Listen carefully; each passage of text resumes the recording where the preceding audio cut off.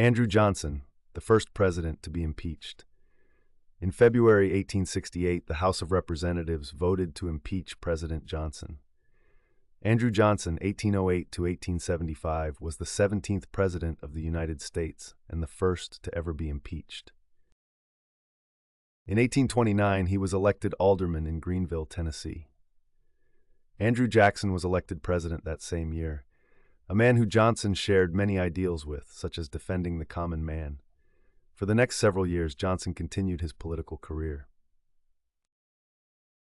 He became mayor of Greenville in 1834, was later elected to the Tennessee State Legislature, and then the U.S. House of Representatives in 1843.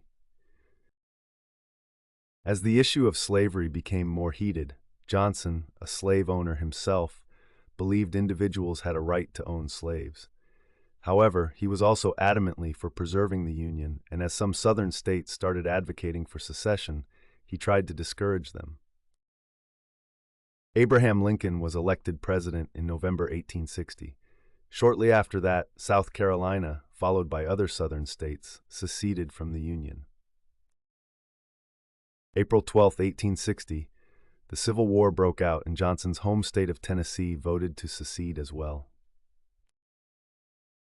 He was the only senator from the South to remain loyal to the Union even after secession.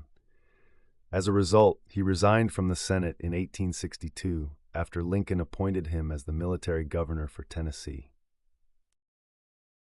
When Lincoln ran for re-election in 1864, Johnson was his running mate for vice president. The pair were sworn into office on March 4, 1865. The Civil War ended just a month later, on April 9, 1865, when General Robert E. Lee of the Confederate Army surrendered to Union General Ulysses S. Grant. Just 5 days later, on April 14th, Lincoln was assassinated by Confederate sympathizer John Wilkes Booth. The assassin's plan targeted Johnson and Secretary of State William Seward, too. Seward was injured, but lucky for him, Johnson's attacker backed out. Johnson's support of slavery in the Southern states led to his impeachment.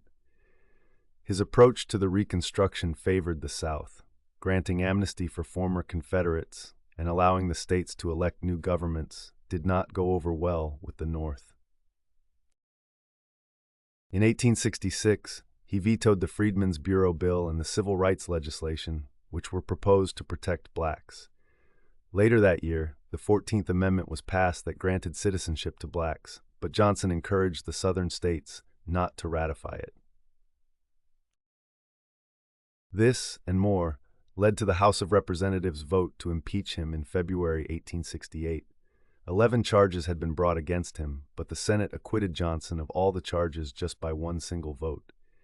Although he didn't run for re-election, Johnson still kept busy in politics. In 1875, he won an election to the Senate, the only ex-president to ever do so. However, just 2 years later, on July 31, 1875, the former president suffered a stroke while visiting family and passed away. He was buried in Greenville with the American flag and a copy of the Constitution. Learn more about presidents and other topics at lngens.com.